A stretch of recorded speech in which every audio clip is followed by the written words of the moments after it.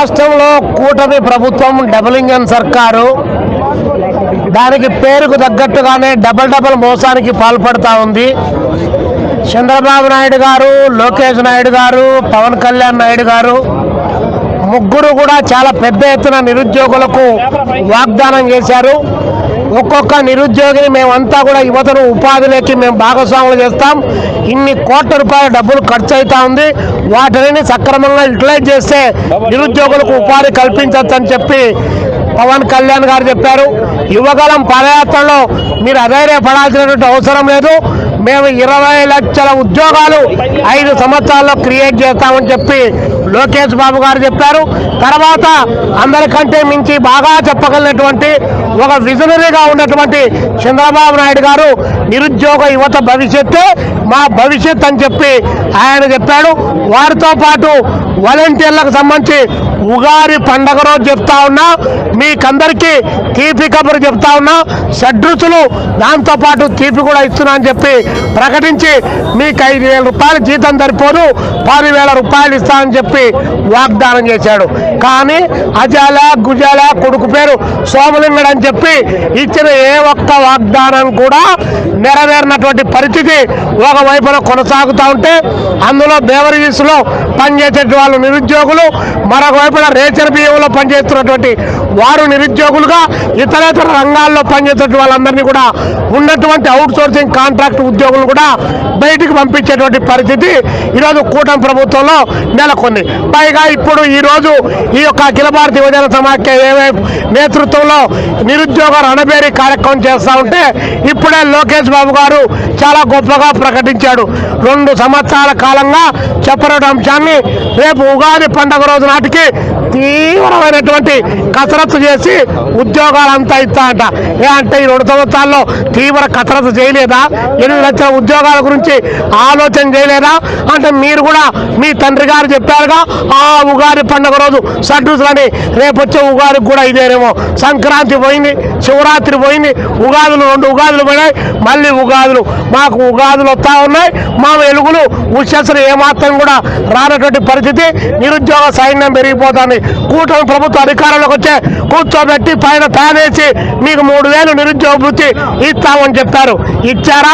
3,000 నిరుద్యోగ వృత్తి ఈ 2 సంవత్సరాల కాలంలో ఇచ్చారా? ఏమన్నంటే అన్నారంటారు, లేకపోతే ప్రతిపక్షాలతో కలిసిపోయారంటారు. అంటే ప్రతిపక్షాలతో కలిసిపోవద్దు, నిరుద్యోగుల పక్షాన మాట్లాడద్దు, ప్రజా సమస్యలు చెప్పొద్దు, మీకు భజన చేయడానికి మాత్రమే ఇతర రాజకీయ పార్టీలు ఉన్నాయా? కాబట్టి చంద్రబాబు నాయుడు గారి ప్రభుత్వం, లోకేష్ బాబు గారు మీ కసరత్తులు, మీరు పోయి మొన్న దావోస్లో లక్షల కోట్ల రూపాయలు డబ్బులు తీసుకొని వచ్చారు. అంతకుముందు విశాఖపట్నంలో 13 లక్షల కోట్ల రూపాయలు డబ్బులు వచ్చాయి.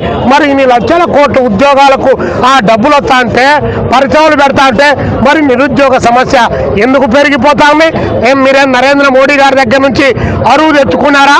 ఆయన అక్కడ 4 రూపాయల నోటు మారుతున్నాడు ఢిల్లీ పార్లమెంట్ దగ్గర, మీరు ఇక్కడ 7 రూపాయల నోటు మారుతున్నారు. అమరావతిలో 3 ఉన్నారు కాబట్టి సరిపోదు. కాబట్టి మీ మాటల గారడితో మోసం చేయొద్దు. ఇప్పటికే రాష్ట్రంలో నిరుద్యోగ యువతకు ఉద్యోగ ఉపాధి అవకాశాల కల్పన లేకపోగా హెరాయిన్, కొకాయిన్, గంజాయి లాంటి మత్తు పదార్థాలకు బాధితులై సంఘ విద్రోహ శక్తులుగా మారుతున్నటువంటి వాళ్ళు మీ క్రైమ్ రికార్డుల్లో నమోదవుతున్నటువంటి ఏజ్ గ్రూప్ ఎంతో మీరు తెప్పించుకోవడం లేదా? దేశ ఆర్థిక వ్యవస్థలో భాగస్వాములు కావాల్సిన వారిని సంఘ విద్రోహ శక్తులుగా మీ పాలక ప్రభుత్వాల వాగ్దానాలతో వారిని మార్చడం లేదా అని చెప్పి అడుగుతాను. ఏడాదికి 2 కోట్ల ఉద్యోగాలని పైన నరేంద్ర మోడీ గారు డెమోగా చెప్పారు. మీరు 2047 నాటికి అందరికి కూడా $40,000 ఆర్థిక ఆదాయం అన్నారు. ఆకలి చావులు పెరిగిపోతున్నాయి సార్, నిరుద్యోగ సమస్య పెరిగిపోతుంది సార్, ఉద్యోగాలు లేవు సార్, ఉపాధి అవకాశాలు లేవు సార్, నూతన పరిశ్రమలు నెలకొల్పడం లేదు సార్. అందుకే నిరుద్యోగ యువత ఈరోజు వీధులు లేకొచ్చారు. మీరు చెప్పిన మాటలు నమ్మి మీకు ఓటు మీద ఓటేసి బుద్ధి 164 సీట్లు ఇచ్చే నిరుద్యోగ యువతకు మీరు చుక్కలు చూపిస్తా ఉన్నారు. ఆ చుక్కల్ని కిందికి దించే మార్గం నిరుద్యోగ యువతకు తెలుసు. కాబట్టి మీ తప్పుడు వాగ్దానాలు మారి మీరు వాలంటీర్లకు ఇచ్చిన వాగ్దానం ఏమి ఎవరికో పెట్టిన బిడ్డ ఎత్తెక్కేడుచ్చానంట. మరి దానికి మినిస్టర్ డోలా బాల వీరాంజనేయులు గారిని మీరు ఎందుకు పెట్టినట్టు?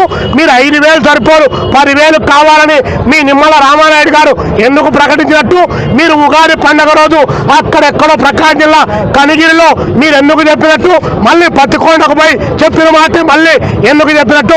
అంటే మీకు జ్ఞాపక శక్తి తగ్గిందేమో కానీ ఇక్కడ ప్రజలకు ఎవరికి అల్జీమర్స్ వ్యాధి ఎవరికి రాలేదని చెప్పి తెలుసుకోమని చెప్పి ఈ ఇక్కడ జరిగే పోరాటం వీధి పోరాటాలు అవుతాయి. గ్రామీణ ప్రాంతాల్లో వాలంటీర్లు ప్రజలను కూడగడతారు. మీరు 164 సీట్లని విర్రదిగి డబుల్ ఇంజన్ సర్కార్ అంటే ప్రజలు తలుచుకున్న తర్వాత వాళ్ళ పదగట్టల కింద నలిగిపోవాల్సిన పరిస్థితి తెచ్చుకోవద్దని చెప్పేసి మీ తప్పుడు వాగ్దానాలు మారి నిరుద్యోగ యువతకు ఏదైతే వాగ్దానం చేశారో దాన్ని అమలు చేయమని చెప్పి మేము కోరుతా ఉన్నాం. సిపిఐగా ఈ రాష్ట్రంలో ఏ నిరుద్యోగులు ఆందోళన చేసినా కూడా వారికి గొంతుకాయ నిలుస్తాం, వారితో నడుస్తాం. ఈ ప్రభుత్వానికి, ఈ డబుల్ ఇంజన్ సర్కార్ కూటమి ప్రభుత్వానికి వ్యతిరేకంగా నిలిచి యువజన హక్కులు, నిరుద్యోగుల యొక్క హక్కులు సాధన కోసం నిలబడతామని చెప్పి ఈ సందర్భంగా తెలియజేస్తాం.